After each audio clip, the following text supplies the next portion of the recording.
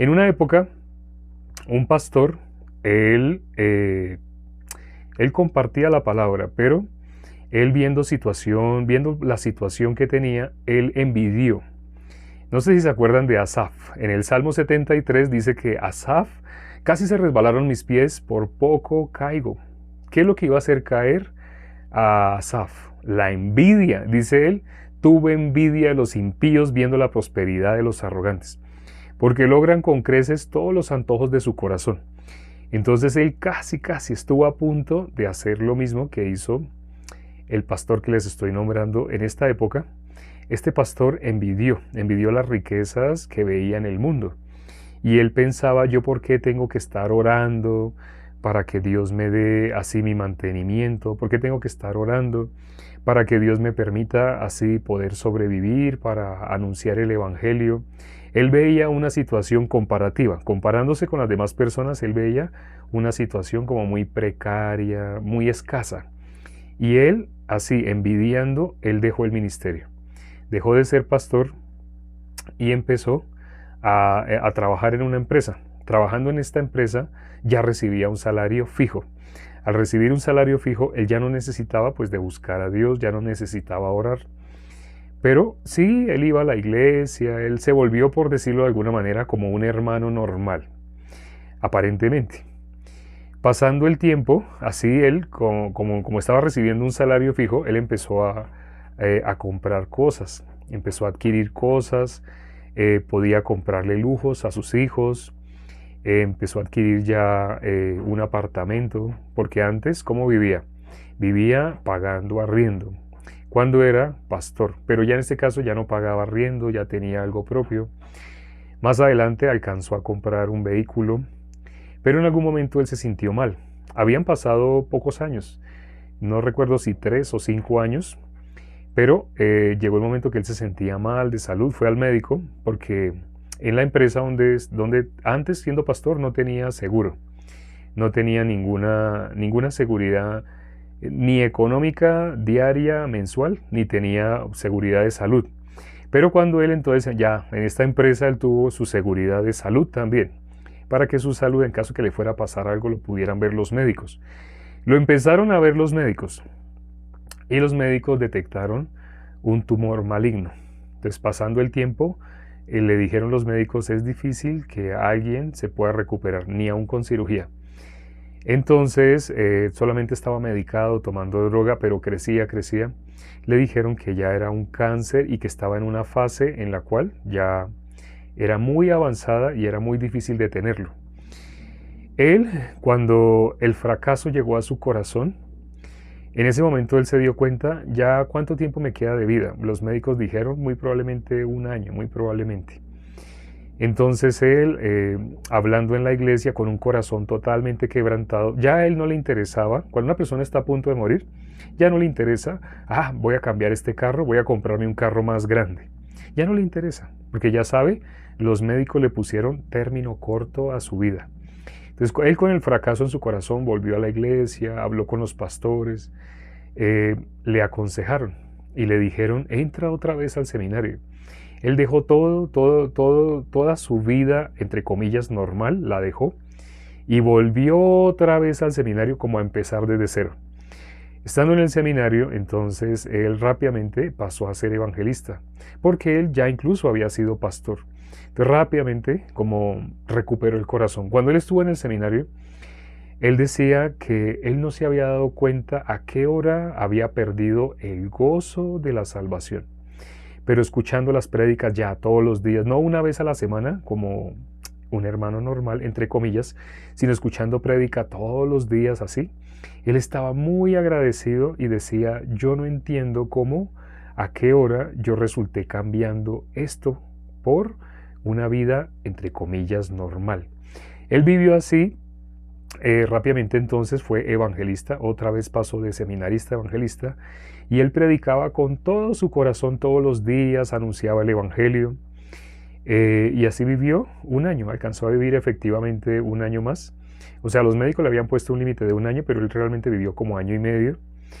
Y hasta el último momento de su vida, él dijo que si pudiera volver el tiempo atrás, él no cambiaría De ninguna manera cambiaría el haber sido pastor por esa vida donde llegó a tener cosas materiales.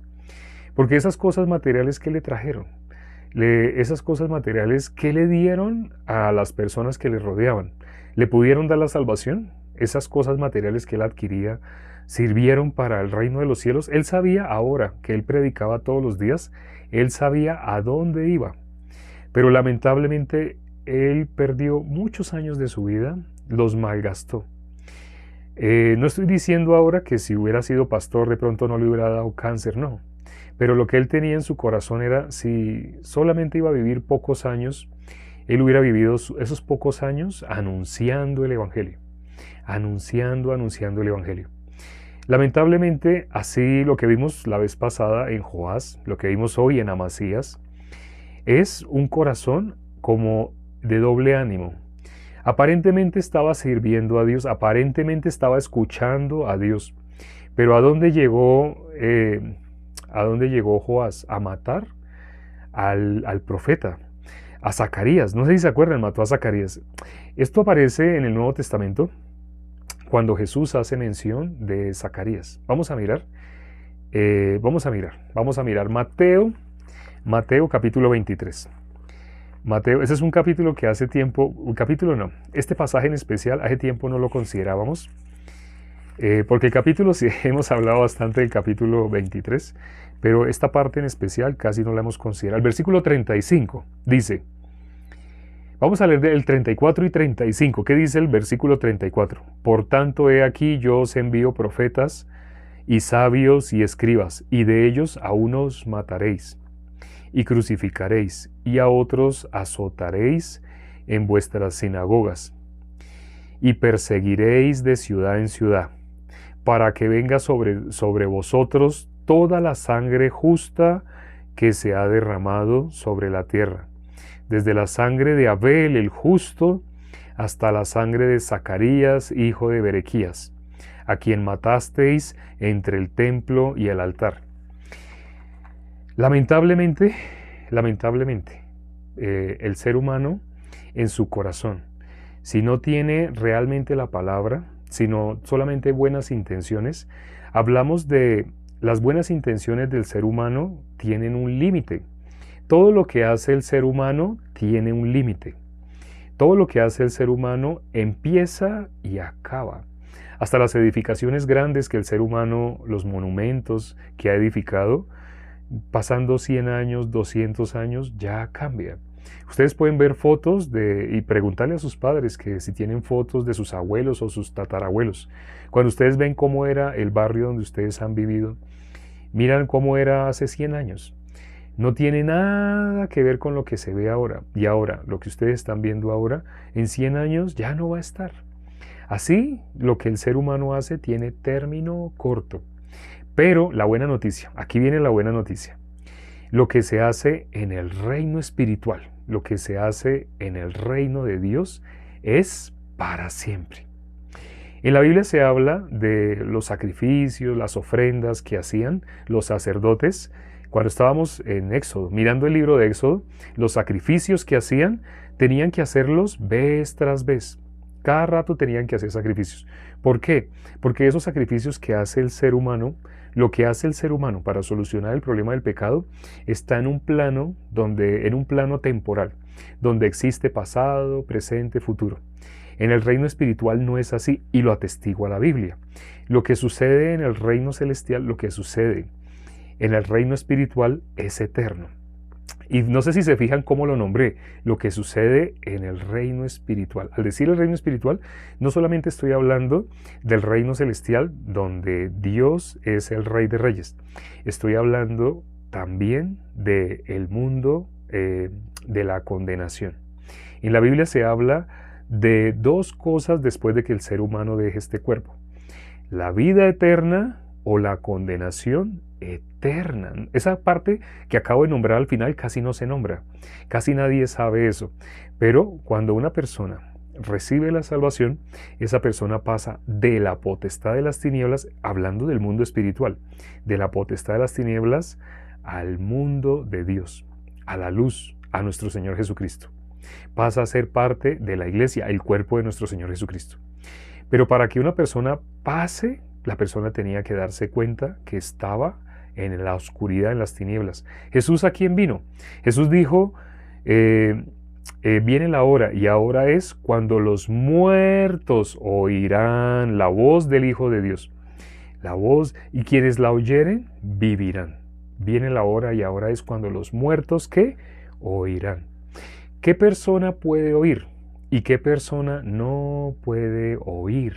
Aún lo que estamos diciendo en este momento, hay dos tipos de personas. Quisieran que todos los que están acá ya estuvieran en la luz. Pero quien se ha considerado que siempre ha estado en la luz, esa persona nunca se vio en la potestad de las tinieblas, esa persona no está escrita en el libro de la vida. Porque en el libro de la vida, en la palabra de Dios, ¿qué se habla? Todo ser humano, desde antes de nacer, ya estaba separado de Dios. Todo ser humano, desde antes de nacer, ya estaba destituido de la gloria de Dios. Por consiguiente, todo ser humano desde antes de nacer, ¿a quién le pertenecía? Al diablo. Sé que suena feo y quisiera que así no fuera, pero ya saben, aquí no vamos a hablar lo que queremos. Si es para hablar nuestro querer, para eso hay muchos lugares que la gente conoce como iglesias. Para que la gente se mantenga, para que la gente se sienta cómoda y quiera volver, que hay que nombrarle a las personas lo que las personas desean oír. La verdad, no, alterándola un poco, alterar un poco la verdad para decirle a la gente lo que la gente quiere oír se llama una mentira. Cuando una verdad, ya, como un vaso, aquí tenemos, ¿no?, un vaso, hay un vaso con agua y tiene agua literalmente. Si a este vaso con agua le echamos una gota de cianuro, así una gota, solo una gota, digamos te van a dar a ti, te invitan y te van a dar a ti esa agua, pero tú ves que la persona saca un gotero y le echa una gota y tú ves que solo cayó una gota. Y tú ya te lo vas a tomar, ya estás a punto de tomártelo, pero entonces te surge una inquietud, ¿qué es esa gota que le echó? Y antes de tomárselo, entonces, ¿hueles? No huele nada, huele a agua, es agua así. Pero le preguntas a esa persona que qué le echó. Y esa persona dice, es que yo vi un video en YouTube, así en las redes sociales, en Facebook. Vi un video que decía que si le echaba una gota de cianuro, que eso era de mucho alimento. De pronto para las plantas, o quién sabe qué decía ese video, pero él oyó que era de mucho alimento. La persona que se iba a tomar eso, esa persona en ese momento se lo alejó de la cara. ¿Por qué? Porque esa persona ha visto videos de cómo se suicidaban los de la Gestapo. No sé si se acuerdan quiénes son los de la Gestapo. Las personas que estaban con Hitler, como el cuerpo de inteligencia de Hitler. Entonces ellos, cuando eran descubiertos siendo espías, ellos tomaban cianuro. Una sola gota de cianuro es suficiente para que una persona muera. Entonces, esa persona que sí conocía que era el cianuro, la otra persona no conocía que era el cianuro, pero lo consiguió. Y esta persona que sí sabía le dijo, ¿usted ya ha tomado? Esa información que usted vio así en Facebook, así, esa información, ¿usted ya tomó? Entonces le dijo, no, hasta ahorita voy a tomar. Y cuando vio que iba a tomar, le tumbó el vaso. ¿Qué le pasa? Lo invité a mi casa y tras del hecho me bota. Entonces él explicó, el cianuro es un veneno. Hoy acá en su casa iban a haber 2 muertos. ¿Cómo así? No puede ser. Y se puso a buscar el video. Entonces, si ustedes vieran así, una gota, solo tiene una gota, pero esa gota, ¿qué es? Veneno. ¿Esa agua cómo quedó? ¿Esa agua sigue siendo agua o ya quedó contaminada? Hago esta pregunta. ¿Sigue siendo agua? Porque solo es una gota, ¿no? Es una gota en relación a miles y miles de gotas de agua. Entonces, pues, ¿qué es una gota contra miles y miles de gotas? ¿Sí? Se contaminó, quedó contaminada. Efectivamente, es veneno. Una gota de veneno, ¿en qué transformó toda el agua que estaba acá? Jesús, ¿cómo lo dijo? Jesús dijo, un poco de levadura, un poco, hay una masa, es una gran masa, y con esa masa, así se va a hacer un alimento, se va a preparar un alimento. Pero a esa masa se le agrega un poquito, no es muy grande, es un poquito de levadura. ¿Qué hace ese poquito de levadura? Dice la palabra, y eso es algo que conocen bien los panaderos. un poquito de levadura que hace leuda toda la masa. Entonces igual, en ese caso Jesús estaba hablando, guardaos de la doctrina de los fariseos. En este caso, una gotita de veneno. ¿Cómo convirtió el agua? Era agua, pero ahora quedó convertida en veneno. Quedó convertida en veneno. Una gotita. Por eso, lo que sale del ser humano, en modo natural, lo que sale de nosotros, Jesús dijo que es lo que contamina. Lo que sale de nosotros es lo que contamina. Yo estuve en 6, entre comillas, iglesias. Al decir, no puedo decir iglesia a cualquier cosa sabiendo bíblicamente ahora. Antes no sabía bíblicamente qué era iglesia. Pero ahora que sé bíblicamente qué es iglesia, en los 6 lugares donde yo estuve, sé que no eran iglesias. Por eso ahorita les tengo que decir, en 6, entre comillas, iglesias. O sea, ¿son iglesias? No. La gente conoce como iglesia, pero no todo lo que se hace llamar iglesia es iglesia. Dense en cuenta que cuando toqué este tema, muchas personas, se salieron casi 20 personas, automáticamente, en un golpe, ¡pum! ¿Dónde? ¿Qué pasó? ¿Sí? Lo que les dije, aquí vamos a decir, no lo que tú quieras para siempre que estés feliz, así que vengas para buscar algo que te haga feliz. Aquí te podemos transmitir el gozo verdadero, el gozo eterno de la salvación. Pero para ello, lo que te tenemos que explicar te va a doler al principio. ¿Por qué te va a doler? Porque va en contra de lo que tú has llamado como cristianismo. Va en contra de lo que tú has llamado como una relación con Dios. Te vamos a hablar aquí de milagros, de señales, de prodigios, según lo que dice la Biblia. La Biblia dice milagros, señales y prodigios para los que se pierden. Uno se sorprende, ¿cómo así? Espere, yo pensaba que donde suceden milagros, señales y prodigios, llamábamos ese lugar iglesia. Así piensan las personas. En la Biblia dice milagros, señales y prodigios para los que se pierden. Jesús, ¿cómo lo dijo? Jesús dijo de otra manera. Jesús dijo así, la generación mala y adúltera, ¿qué espera? ¿Qué es lo que la generación mala y adúltera quiere ver para decir esto es iglesia, esto es de Dios? La generación mala y adúltera espera ver señales. Ahora, no estoy diciendo que no existan los dones de sanidad, de milagros, no estoy diciendo que no existan, pero estos versículos que te nombré hace un minuto no te los habían nombrado y están en la Biblia. Están en la Biblia, entonces existen los dos. Sí, existen los milagros y dentro de la iglesia verdadera suceden milagros. Les he contado, hace poco sucedió un milagro. Yo no tenía capacidad económica ni de ninguna manera yo hubiera podido ir a Estados Unidos. Tenía la visa porque el pastor hace 5 años me dijo que la sacara.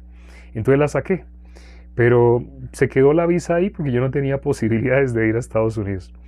Pero curiosamente, por un milagro, un milagro de Dios, ahorita en diciembre, hace poco, en diciembre, estuve en Estados Unidos.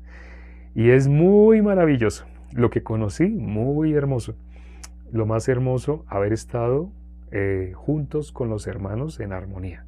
Dice la palabra, cuán hermoso, cuán delicioso. Esos días que nos sentábamos a desayunar, a almorzar, a cenar con los hermanos, no lo cambiaría. Por nada que me ofrecieran casa, carro, no cambiaría por nada el haber estado así con los hermanos. Es decir, ¿cómo me pueden ver a mí? Gozoso, gozoso. Y ahí no para, el milagro continúa.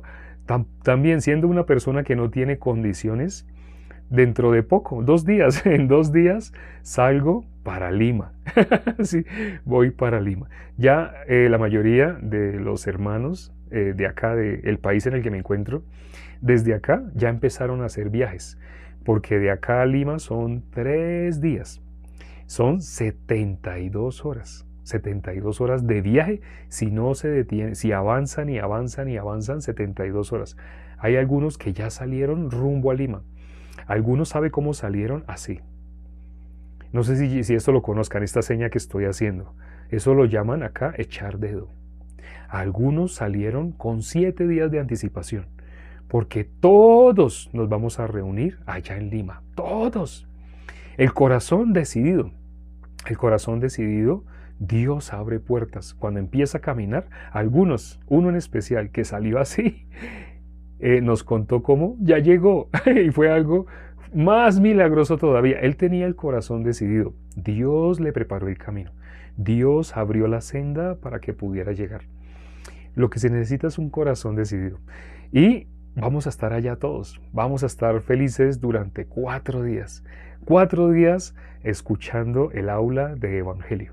El Evangelio es lo más hermoso. Ya para finalizar, para quienes no conocen el Evangelio, les voy a nombrar qué es el Evangelio. El Evangelio es, sí, teológicamente dicen Evangelio, buenas nuevas. Sí, Evangelio y buenas nuevas es lo mismo, sino que dicho en un idioma y dicho en otro idioma. Pero ¿cuáles son el Evangelio o cuáles son esas buenas nuevas? Eso es lo que la teología no enseña.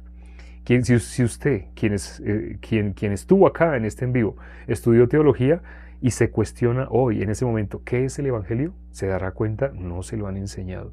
Pues hoy lo vas a escuchar. ¿Cuáles son esas buenas nuevas? En 1 Corintios capítulo 15, 1 Corintios capítulo 15, versículo 3 dice, el apóstol Pablo la explica claro, es importante que lean los 2 versículos anteriores. Y bueno, el versículo 4 también. Pero en sí está todo condensado en el versículo 3.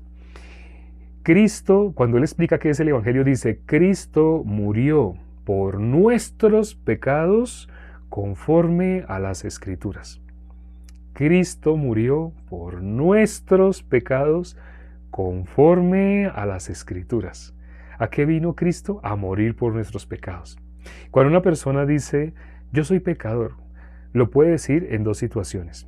Por ignorancia bíblica, así.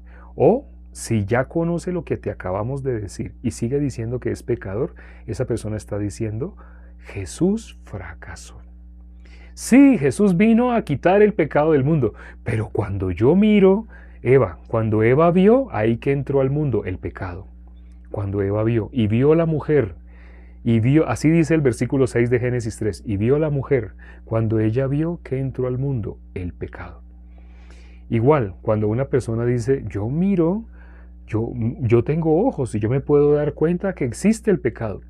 Esa persona tiene ojos para el mundo. Así como Adán y Eva fueron abiertos los ojos de ambos. ¿Pero a qué? Al mundo, a la carne. Los ojos espirituales fueron cerrados. Aquí, a través de estas prédicas, la intención es que tus ojos espirituales sean abiertos. La Biblia dice que Jesús quitó el pecado del mundo. Ya lo quitó. Jesús terminó con el pecado. Otro versículo. Así dice, Jesús terminó con el pecado. Otro versículo. Jesús efectuó la purificación de nuestros pecados. Y lo que nombramos hoy de lo que se hace en la tierra, a diferencia de lo que se hace en el cielo, Jesús lo hizo en el cielo. Eso está en el libro de Hebreos. Jesús lo hizo una vez y para siempre. El sacrificio que hacían los sacerdotes por los pecados tenían que hacerlo constantemente. Constantemente tenían que hacer sacrificios por el pecado porque lo hacían hombres en el mundo, acá en la tierra. Al hacerlo acá, inevitablemente eso tenía una durabilidad corta. La persona otra vez se convertía en pecadora. Pero lo que hizo Jesús lo hizo una vez y para siempre. ¿Dónde? En el cielo. Lo hizo una vez y para siempre en el mundo eterno. El perdón de pecado que Él nos dio, no sé si habían escuchado esta frase, bíblicamente el perdón de pecado que hizo Jesús se conoce como eterna redención. La redención que hizo Jesús, ¿por cuánto tiempo fue? Eternamente. Por eso dice la Biblia que lo hizo una vez y para siempre. Ese es el Evangelio, esa es la buena nueva. Si lo quieres volver a oír, este último minuto, lo que acabamos de decir en este minuto, este video va a quedar subido a YouTube. Dios mediante, en 1 hora ya debe estar allá en YouTube. Entonces ve, míralo, porque esta buena nueva, si la logras creer, has pasado de la potestad de las tinieblas a la luz. Vamos a orar ya para terminar. Padre, gracias por este tiempo que nos permites para considerar tu palabra. Gracias por tu misericordia. Nosotros no teníamos condición, no podíamos de ninguna manera acceder a la gracia. Creíamos que ya estábamos en la gracia porque nos mirábamos nuestras buenas intenciones, nuestro buen deseo y nuestras obras aparentemente buenas. Pero al mirar la palabra pudimos darnos cuenta nada de eso nos acercaba a ti. Por el contrario, nos alejaba de ti. Ten misericordia de quienes se conectaron el día de hoy. Y hemos orado en el nombre de nuestro Señor Jesucristo. Amén.